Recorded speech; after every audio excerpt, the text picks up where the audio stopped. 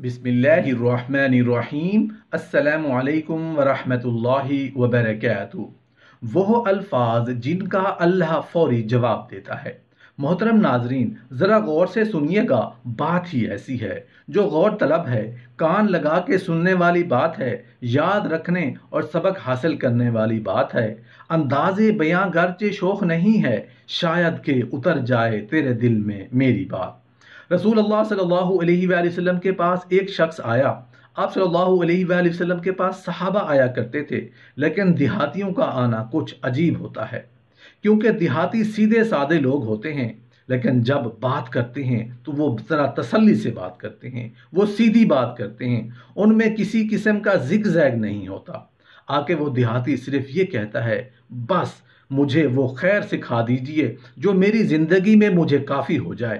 تو آپ صلی اللہ علیہ وآلہ وسلم نے فرمایا، سبحان اللہ، اس نے ایک گنا، الحمدللہ ولا الہ الا اللہ واللہ اکبر، خوش ہو گیا۔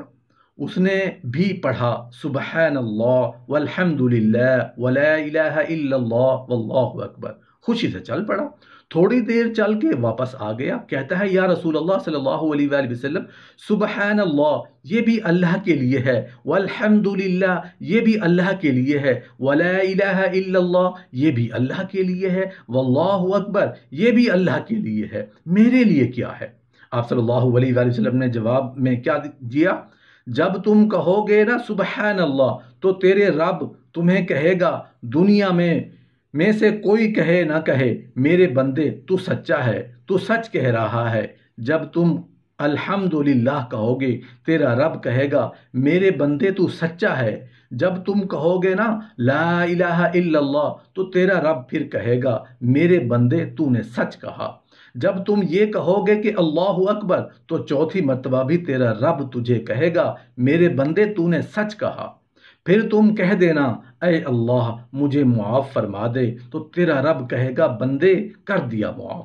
جب تم کہے گا کہ اللہ مجھ پر رحم فرما، تیرا رب کہے گا، میں نے فرما دیا۔ جب تم کہو گے یا اللہ مجھے رزق عطا فرما، تیرا رب کہے گا، تیرے اوپر میں نے فراوانیاں کر دیں۔ حدیث مبارکہ میں ہے کہ رسول کریم صلی اللہ علیہ وآلہ وسلم نے صحابہ سے خطاب کرتے ہوئے فرمایا، تم اللہ سے دعا مانگنے میں کوتاہی نہ کرو، اس لیے کہ دعا کی صورت میں ہرگز کوئی شخص ناگہانی آفت سے ہلاک نہیں ہوگا۔ ارشاد نبوی صلی اللہ علیہ وآلہ وسلم ہے کہ جو شخص یہ چاہے کہ اللہ تعالیٰ اس کی دعا سختیوں اور مصیبتوں کے وقت قبول فرمائیں، اس کو چاہیے کہ وہ فراخی اور خوشحالی میں بھی کثرت سے دعا مانگا کرے۔ نبی کریم صلی اللہ علیہ وآلہ وسلم نے صحابہ کرام رضی اللہ عنہم سے خطاب کر کے فرمایا، تم اللہ سے دعا مانگنے میں عاجز نہ بنو اور کوتاہی نہ کرو، اس لیے دعا کرتے رہنے کی صورت میں ہرگز کوئی شخص کسی ناگہانی آفت سے ہلاک نہیں ہوگا۔ ایک اور جگہ ارشاد فرمایا کہ جو شخص یہ چاہے کہ اللہ تعالیٰ اس کی دعا سختیوں اور مصیبتوں کے وقت قبول فرمائے، اس کو چاہیے کہ وہ بدحالی اور خوشحالی میں بھی کثرت سے دعا مانگا کرے۔ نبی کریم صلی اللہ علیہ وآلہ وسلم نے فرمایا کہ دعا مومن کا ہتھیار ہے اور آسمان و زمین کا نور ہے۔ اللہ تعالیٰ سے آہوزاری اور خفیہ طریقے سے دعا کی جائے، جس طرح کے حدیث مبارکہ میں آتا ہے کہ لوگوں اپنے نفس کے ساتھ نرمی کرو، یعنی آواز پست رکھو، تم جس کو پکار رہے ہو وہ بہرا ہے نہ غائب ہے، وہ تمہاری دعائیں سننے والا اور قریب ہے۔ دعائیں زیادہ نہ کی جائیں، یعنی اپنی حیثیت اور رتبے سے بڑھ کر دعا نہ کی جائے۔ حضرت عبداللہ بن عمر رضی اللہ عنہ فرماتے ہیں کہ رسول کریم صلی اللہ علیہ وآلہ وسلم کا ارشاد پاک ہے کہ جس شخص کے لیے دعا کا دروازہ کھولا گیا، یعنی دعا کی توفیق دی گئی، اس لیے گویا رحمت کے دروازے کھول دیے گئے، اور جو چیز اللہ سے مانگی جاتی ہے ان میں سے سب سے زیادہ اللہ کے نزدیک پسندیدہ عافیت ہے۔ حضرت سلیمان فارسی رضی اللہ عنہ کہتے ہیں کہ رسول کریم صلی اللہ علیہ وآلہ وسلم نے فرمایا، تقدیر کو دعا کے علاوہ کوئی چیز نہیں بدل سکتی، اور عمر میں نیکی کے علاوہ کوئی چیز اضافہ نہیں کر سکتی۔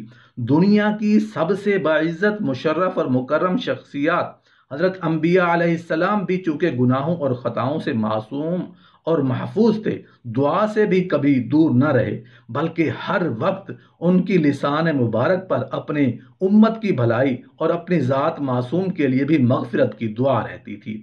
ہمارے پیارے نبی کریم صلی اللہ علیہ وسلم نے تو وقت نزا میں بھی اپنی امت کو دعاؤں میں فراموش نہ فرمایا، اور محشر کے ہنگامے میں جب کہ سب نفسی نفسی پکارتے ہوں گے، اس وقت بھی آپ کی زبان مقدس پر اللہم امتی امتی ہوگا۔ بہرحال دعا کے مقام و مرتبے اور اہمیت سے انکار نہیں کیا جا سکتا۔ خود ذات باری تعالیٰ نے قرآن کریم میں جا بجا دعا مانگنے اور اللہ کو پکارنے کا حکم فرمایا ہے۔ فرمایا فَادْعُوا اللَّهَ مُخْلِصِينَ، کہ اللہ کو اخلاص کے ساتھ پکارو۔ دوسرے مقام پر فرمایا فَادْعُوهُ وَاسْتَجِيبُوا لَكُمْ، کہ اس اللہ کو پکارو، وہ تمہاری پکار کا جواب دے گا۔ خود نبی کریم صلی اللہ علیہ وآلہ وسلم نے اپنے قول و عمل سے دعاؤں کی تلقین فرمائی ہے۔ فرمایا الدعاء مخ العبادہ، کہ دعا عبادت کا مغز ہے۔ مزید اہمیت کے لیے فرمایا کہ دعا عین عبادت ہے۔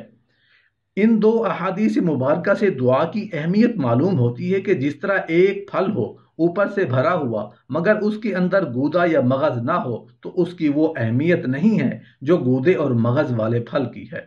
اسی طرح دعا بھی عبادت میں مغز اور گودے کا مقام رکھتی ہے، لہٰذا اجتماعی اور انفرادی طور پر دعاؤں کا اہتمام کرنا چاہیے۔ اس کے علاوہ اپنی ہر حاجت روائی کے لیے اللہ کو پکارنے کا حکم دیا گیا ہے۔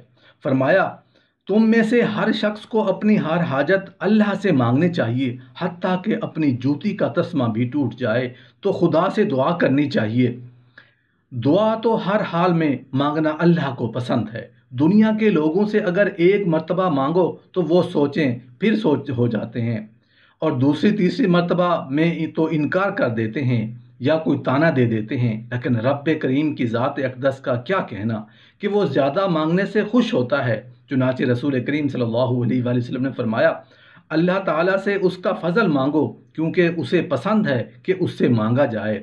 مزید ارشاد فرمایا جو اللہ تعالیٰ سے نہیں مانگتا اللہ اس پر غضبناک ہوتا ہے۔ عموماً ایسا ہوتا کہ بظاہر ہمیں دعاؤں کی قبولیت نظر نہیں آتی اور پھر بندہ یہ سوچتا ہے کہ میں گنہگار ہوں اس لیے میری دعا قبول نہیں ہوتی۔